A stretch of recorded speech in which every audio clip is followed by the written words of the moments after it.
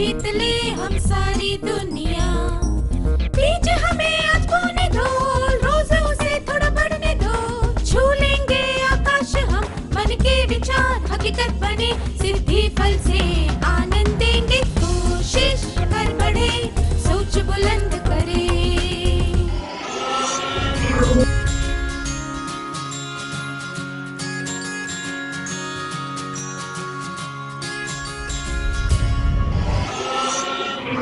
नमस्ते छात्रों, इस परिस्थिति के बारे में सुनिए।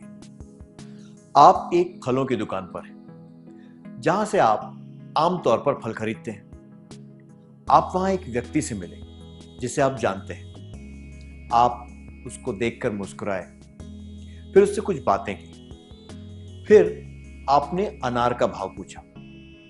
दुकानदार ने कहा 50 रुपए किलो, पर आपके पास केवल 25 रुपए हैं। अनार खरीदने के लिए आपको 25 रुपए और चाहिए। अब आप क्या करेंगे? एक, घर जाकर और पैसे लाएंगे, फिर वो फल खरीदेंगे। दो, 1 किलो अनार खरीद लेंगे और दुकानदार से वादा करेंगे कि आप वापस आकर बाकी के पैसे दे देंगे। तीन, जितने पैसे हैं उससे आधा किलो अनार खरीद लेंगे। या चार, आप जिस व्यक्ति से दुकान पर मिले उससे 25 रुपए उधार ले लेंगे। क्या आप तीनों इस परिस्थिति का अभिनय करके दिखा सकते हैं?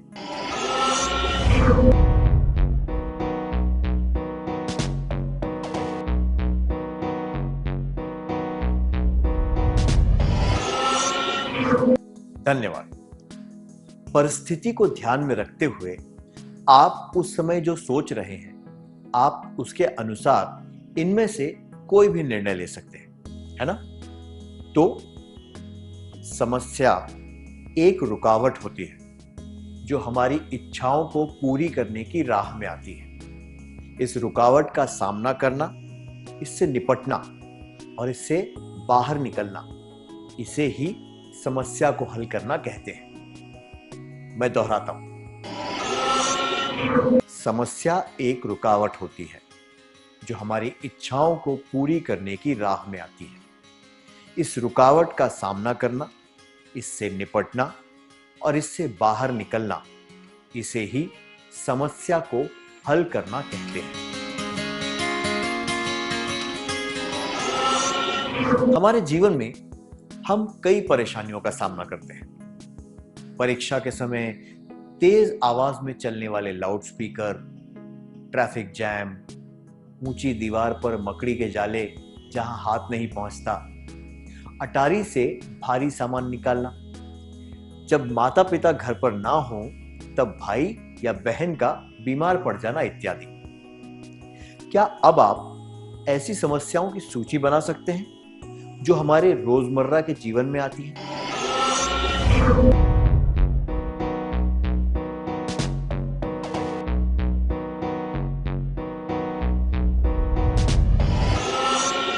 बहुत अच्छा, धन्यवाद। क्या अब हम इनमें से कुछ समस्याएं देखें?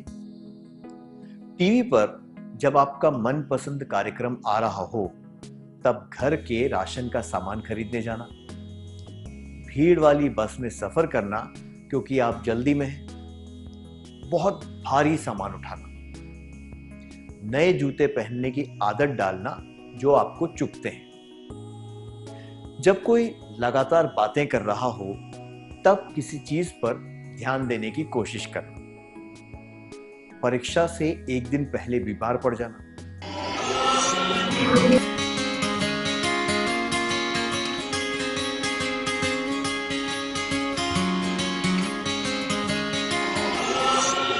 हम अपने जीवन में ऐसी कई परिस्थितियों का सामना करते हैं।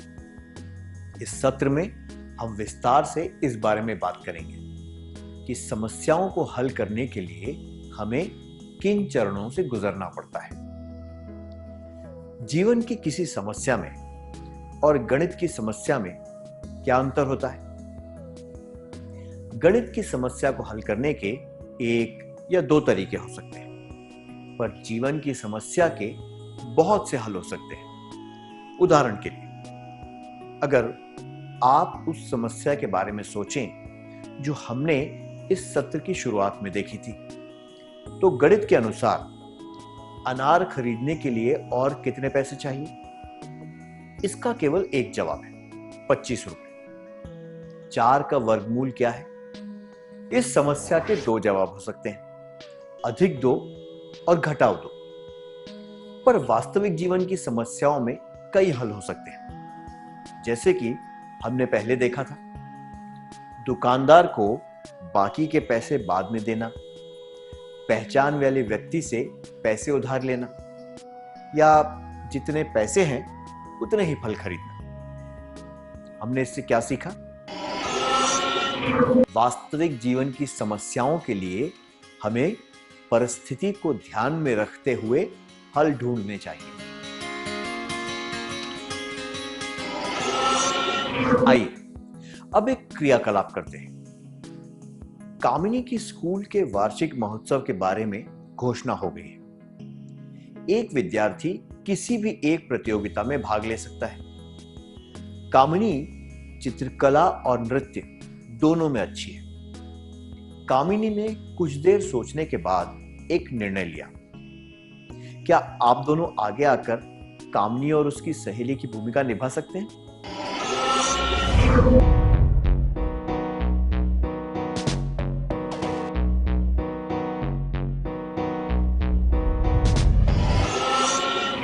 बहुत अच्छा अभिनय था, धन्यवाद। अगर आप कामिनी की तरह चित्रकला और नृत्य दोनों में अच्छे होते, पर आप एक ही प्रतियोगिता में भाग ले पाते, तो आप इस साल चित्रकला और अगले साल नृत्य में भाग लेने के बारे में सोच सकते थे, या फिर परिस्थिति को ध्यान में रखते हुए इसका विपरीत भी कर सकते थे। अब तक हमने देखा कि किसी समस्या को परिस्थिति के अनुसार कैसे हल करना चाहिए। क्या अब हम देखें कि समस्या को हल करने के चरण कौन से होते हैं? पहले एक खेल खेलेंगे। इसके लिए मुझे 4 विद्यार्थी चाहिए। कृपया स्वेच्छा से आगे आ जाए। एक विद्यार्थी को हर समय इधर उधर हिलते रहना है। बाकी के 3 विद्यार्थियों को उसकी परछाई पकड़ने की कोशिश करनी है। क्या हम शुरू करें?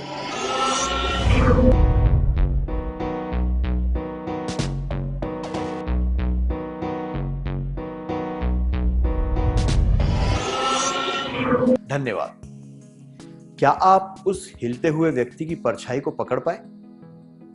नहीं, और आप उसे पकड़ भी नहीं सकते जब तक कि आप उस व्यक्ति को हिलने से ना रोक दें। इस खेल में वास्तविक समस्या परछाई की नहीं, बल्कि उस व्यक्ति के हर समय हिलते रहने की है। आप उस परछाई को नहीं पकड़ पाए क्योंकि वो व्यक्ति हर समय हिल रहा था। दूसरे शब्दों में कहें तो समस्या की वजह हिलना है, परछाई नहीं। इसी तरह हम कई बार कारण की जगह परिणाम को समस्या समझ लेते हैं और उसे हल नहीं कर पाते। तो किसी समस्या को हल करने के लिए हमें समस्या और उसके परिणाम के बीच में फर्क देखना चाहिए। आइए इसे स्पष्ट रूप से समझने के लिए एक कहानी सुनते हैं। वीर को देर से उठने की आदत है। वो स्कूल देर से पहुंचता है और उसे रोज डांट सुननी पड़ती है। डांट सुन सुनकर परेशान होने के बाद उसने स्कूल में यह शिकायत की कि शिक्षक उसे रोज डांटते हैं। इस परिस्थिति में वीर की समस्या क्या है?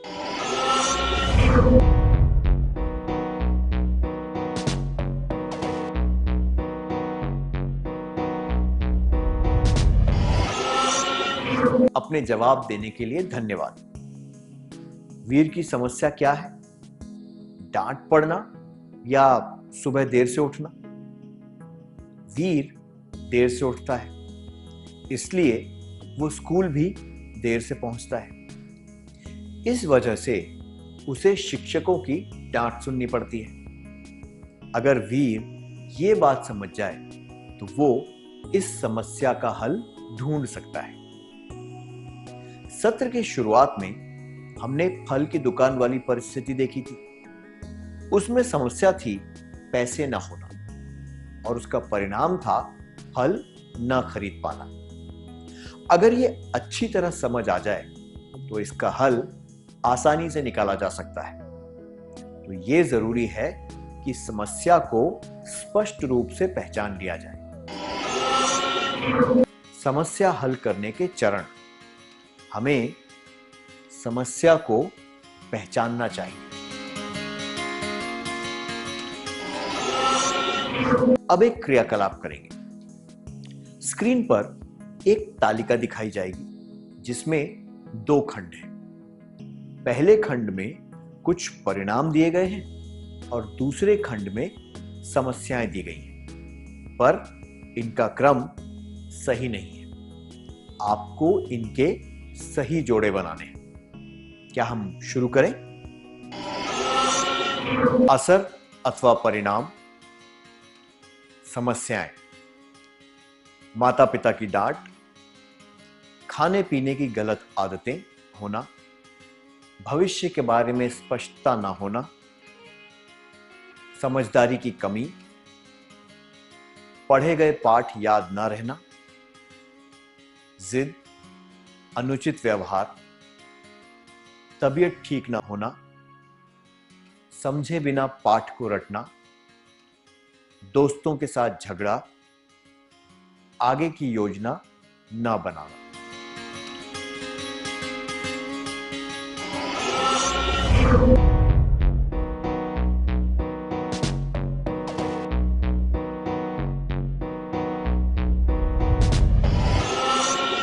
क्या आपने क्रियाकलाप पूरा कर लिया? क्या हम सही जवाब देख लें? असर अथवा परिणाम। समस्याएं। माता पिता की डांट, जिद, अनुचित व्यवहार, भविष्य के बारे में स्पष्टता ना होना, आगे की योजना ना बनाना, पढ़े गए पाठ याद ना रहना, समझे बिना पाठ को रटना,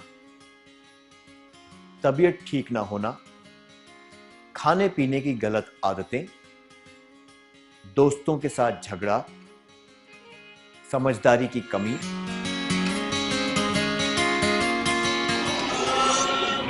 जब हम जिद करते हैं या अनुचित व्यवहार करते हैं तभी हमें माता पिता की डांट सुननी पड़ती है। जब हम आगे की कोई योजना नहीं बनाते तो हमें भविष्य के बारे में चिंता होती है। जब हम बिना सोचे समझे पाठ रट लेते हैं तभी हम पाठ भूल जाते हैं। खाने पीने की गलत आदतों की वजह से हमारी तबीयत खराब होती है। दोस्तों के बीच झगड़ा तब होता है जब उनमें समझदारी की कमी होती है।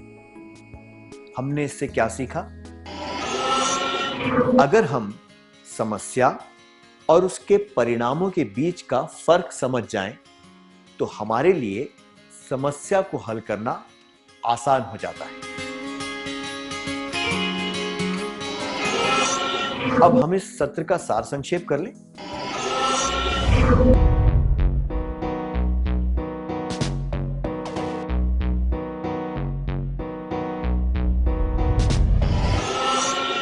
समस्या एक रुकावट होती है जो हमारी इच्छाओं को पूरी करने की राह में आती है। इस रुकावट का सामना करना, इससे निपटना और इससे बाहर निकलना, इसे ही समस्या को हल करना कहते हैं। वास्तविक जीवन की समस्याओं के लिए हमें परिस्थिति को ध्यान में रखते हुए हल ढूंढनी चाहिए। समस्या हल करने के चरण। हमें समस्या को पहचानना चाहिए। क्या अब हम थोड़ा गृह कार्य लिख लें ताकि ये बातें हमें अच्छी तरह याद रहें?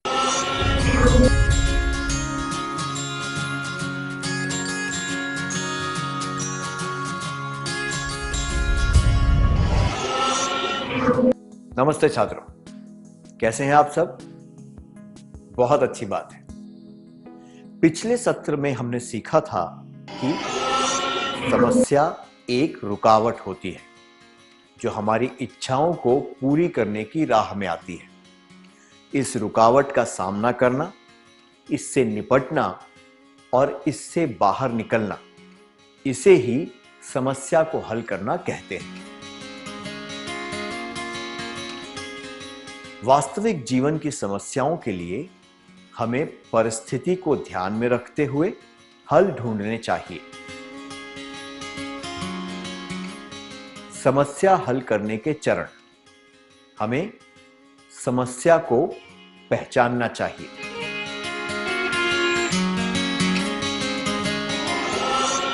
अब एक क्रियाकलाप के द्वारा हम समस्याओं को हल करने का अगला चरण देखेंगे। आपको स्क्रीन पर एक एक करके कुछ चित्र दिखाए जाएंगे। क्या आप बता सकते हैं इनमें क्या दर्शाया गया है?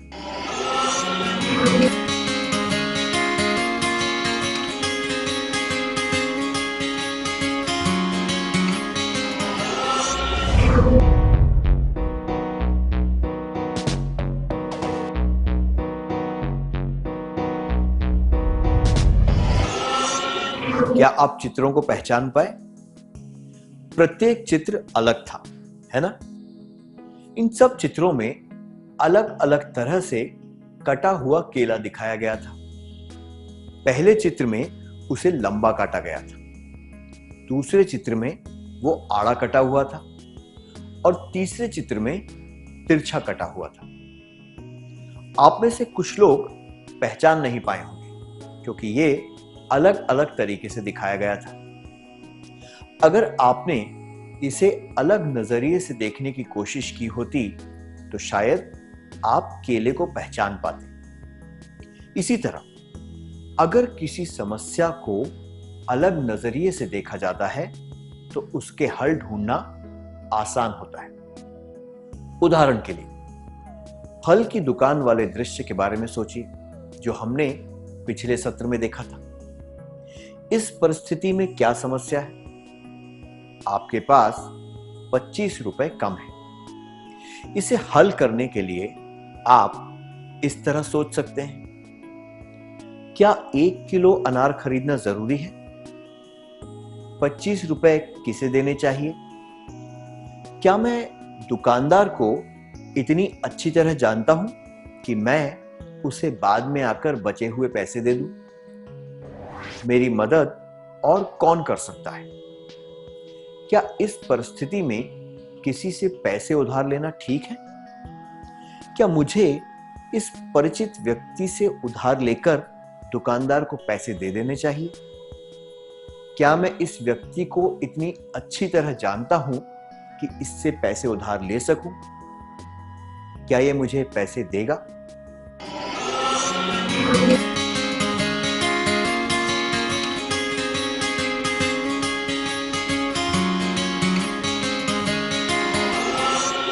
इस तरह अगर हम समस्या को अलग नजरिए से देखें तो इसका हल ढूंढा जा सकता है। तो समस्या को अलग नजरिए से देखें और उसका हल ढूंढने की कोशिश करें।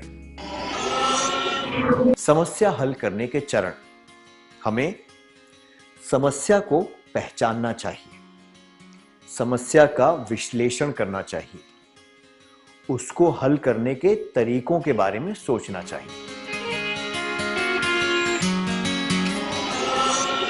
अब एक और क्रियाकलाप का समय है।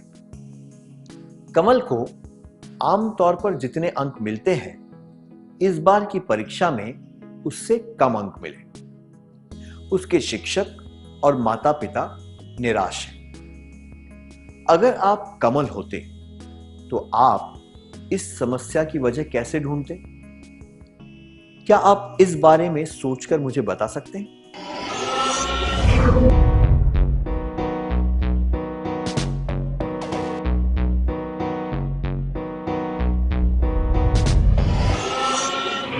अच्छी तरह सोचकर बताने के लिए धन्यवाद।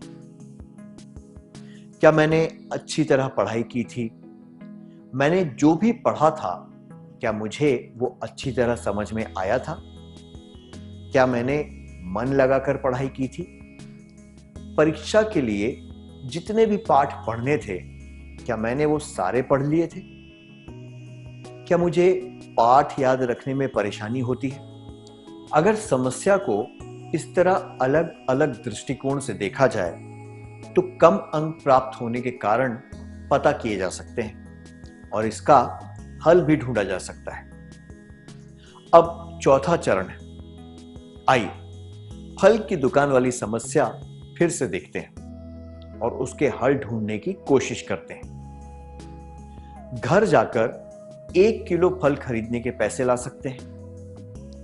1 किलो फल खरीद सकते हैं और दुकानदार को बाद में बाकी के पैसे दे सकते हैं। अगर आप कभी भी किसी से पैसे उधार नहीं लेना चाहते तो आधा किलो फल खरीद कर घर जा सकते हैं। अगर 1 किलो फल खरीदना जरूरी है तो पहचान वाले व्यक्ति से पैसे उधार ले सकते हैं।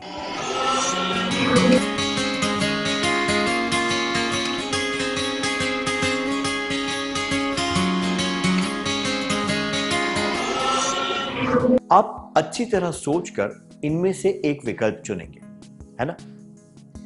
परिस्थिति के अनुसार उचित विकल्प चुनना समस्या को हल करने का ये चौथा चरण है। समस्या हल करने के चरण। हमें समस्या को पहचानना चाहिए, समस्या का विश्लेषण करना चाहिए, उसको हल करने के तरीकों के बारे में सोचना चाहिए, सबसे उचित हल को चुनना चाहिए।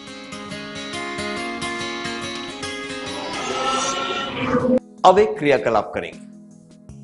आप अपने 3 दोस्तों के साथ एक महत्वपूर्ण शादी में जयपुर जाने की योजना बना रहे हैं। 2 घंटे का सफर है। त्योहार की वजह से सारी बसों में भीड़ है। जब आप बस में चढ़े तो कंडक्टर ने कहा कि केवल 2 सीटें खाली हैं।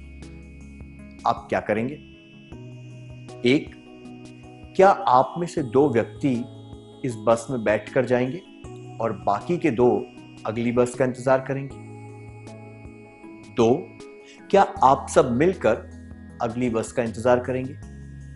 3, क्या आप एक गाड़ी किराए पर लेकर जयपुर जाएंगे?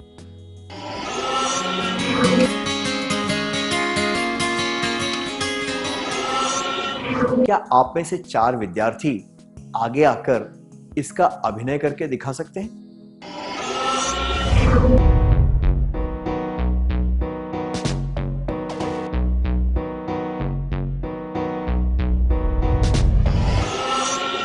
धन्यवाद। अगर आप सब पहले भी जयपुर जा चुके हैं तो आप अलग अलग बसों में जा सकते हैं। अगर आप सब पहली बार जयपुर जा रहे हैं तो आप अगली बस का इंतजार कर सकते हैं। अगर बाकी की बसों में भी भीड़ है, ज्यादा समय नहीं है और आपके पास पर्याप्त पैसे हैं तो आप किराए की गाड़ी से भी जा सकते हैं। इस परिस्थिति में आप इनमें से कोई भी विकल्प चुन सकते हैं। आइए अब समस्या को हल करने के अगले चरण के बारे में जानते हैं।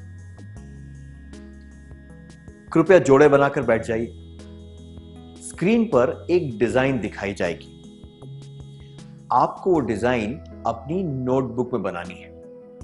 आपको 1 मिनट दिया जाएगा, ठीक है?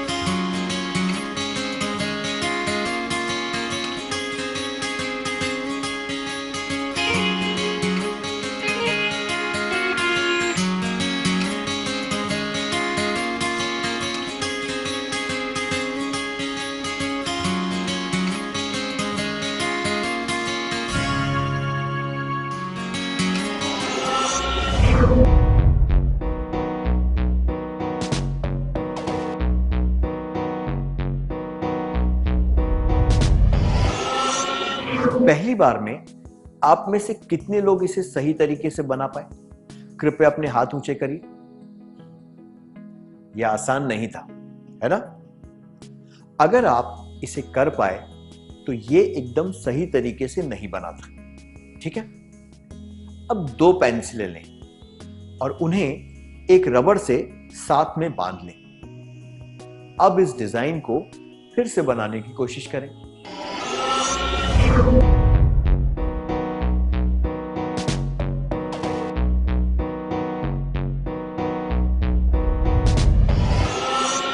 अब ये आसान था, है ना? जिस डिजाइन को बनाने में कठिनाई हो रही थी, वही डिजाइन एक सरल तकनीक के इस्तेमाल से आसान हो गई। इस तरह हमें पहली बार में शायद हमारी समस्या का हल ना मिले, पर जब हम बार बार कोशिश करते हैं तो उसे हल करने के अलग अलग तरीके ढूंढ सकते हैं और उसे हल करने में सफल भी हो सकते हैं। तो हमें अलग तरीके से सोचकर एक योजना बनानी चाहिए और उस पर अमल करना चाहिए। हमें पूरी कोशिश करते रहना चाहिए। समस्या हल करने के चरण। हमें समस्या को पहचानना चाहिए, समस्या का विश्लेषण करना चाहिए, उसको हल करने के तरीकों के बारे में सोचना चाहिए, सबसे उचित हल को चुनना चाहिए।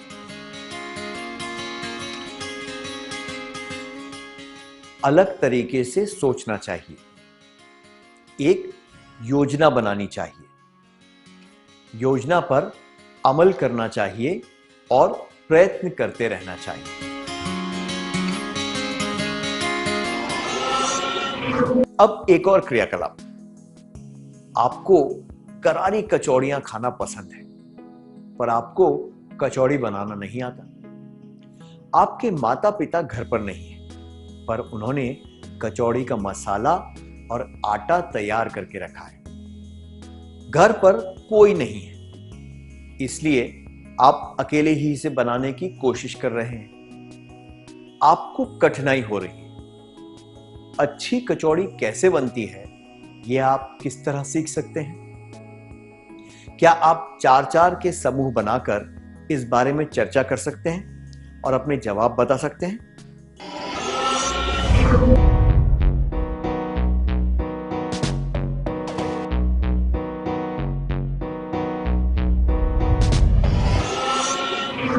धन्यवाद। सबसे पहले आप छोटी कचौड़ियां बना सकते हैं। शुरुआत में शायद आप गोले के अंदर ज्यादा मसाला ना भर पाएं, या उसे ठीक से बंद ना कर पाएं, या फिर कचौड़ी को अच्छी तरह ना तल पाएं। इसके बाद आप बड़ी कचौड़ियां बना सकते हैं। धीरे धीरे अपनी गलतियों से सीखकर और अलग अलग तरीकों के प्रयोग से आप इसे बनाना सीख सकते हैं।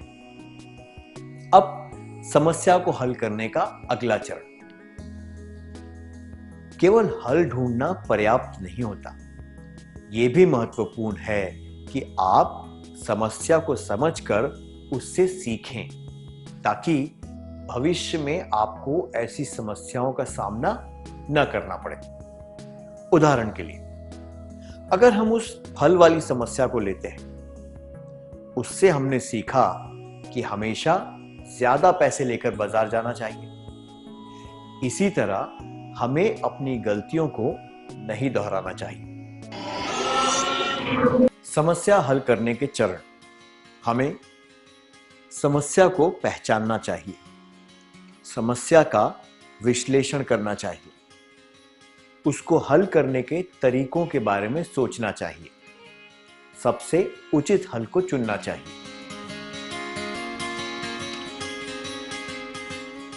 अलग तरीके से सोचना चाहिए, एक योजना बनानी चाहिए, योजना पर अमल करना चाहिए और प्रयत्न करते रहना चाहिए। समस्या को अच्छी तरह समझकर अपनी गलतियों से सीखना चाहिए। क्या हम एक और क्रियाकलाप करें? आप घर पर अकेले हैं। अचानक आपके घर कुछ मेहमान आ गए।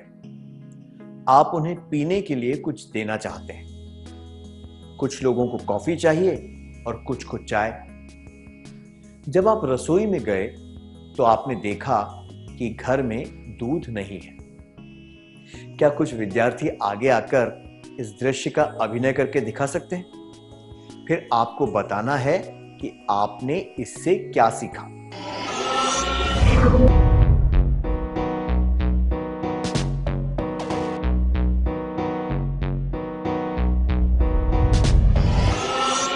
धन्यवाद। तो हमने सीखा कि मेहमानों को पूछने से पहले ये देख लेना चाहिए कि घर में क्या क्या उपलब्ध है, नहीं तो बाद में शर्मिंदा होना पड़ता है। क्या हम एक और क्रियाकलाप करें? परीक्षा में गणित की समस्या हल करने और वास्तविक जीवन की कोई समस्या हल करने के बीच क्या अंतर होते हैं? क्या आप 4-4 के समूह बनाकर इस बारे में चर्चा करके एक सूची बना सकते हैं?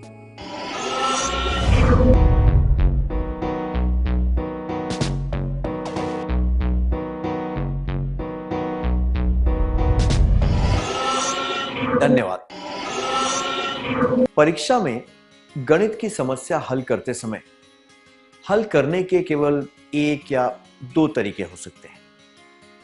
निश्चित समय में प्रश्नों को हल करना होता है। दूसरों की मदद नहीं ली जा सकती।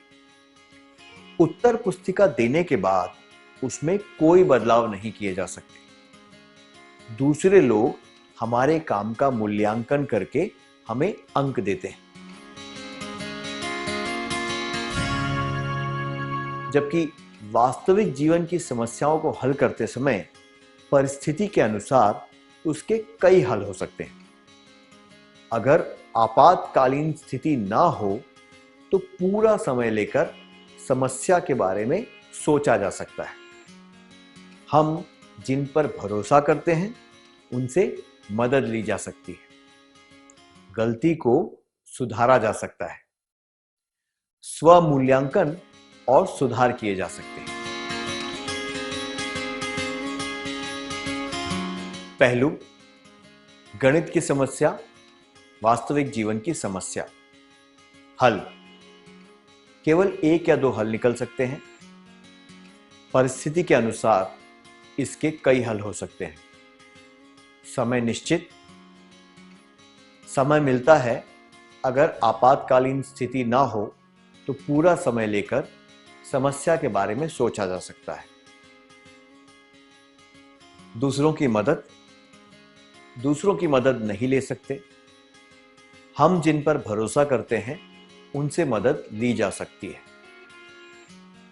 सुधार, उत्तर पुस्तिका देने के बाद उसमें कोई भी बदलाव नहीं कर सकते। गलती को सुधारा जा सकता है। मूल्यांकन, दूसरे लोग हमारे काम का मूल्यांकन करके हमें अंक देते हैं। स्वमूल्यांकन और सुधार किया जा सकता है।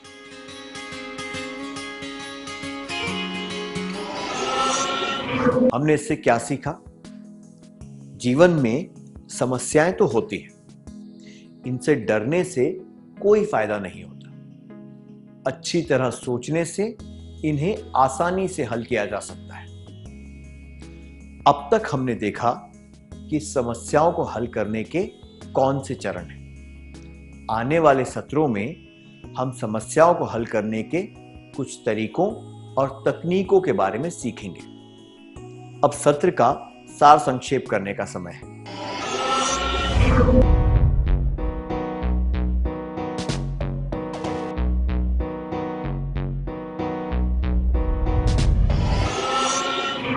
समस्या हल करने के चरण। हमें 1. समस्या को पहचानना चाहिए। 2. समस्या का विश्लेषण करना चाहिए। 3. उसको हल करने के तरीकों के बारे में सोचना चाहिए। 4. सबसे उचित हल को चुनना चाहिए। 5. अलग तरीके से सोचना चाहिए। 6. एक योजना बनानी चाहिए। 7. योजना पर अमल करना चाहिए और प्रयत्न करते रहना चाहिए। 8. समस्या को अच्छी तरह समझकर अपनी गलतियों से सीखना चाहिए। क्या अब हम गृह कार्य लिख लें ताकि ये बातें हमें अच्छी तरह याद रहें?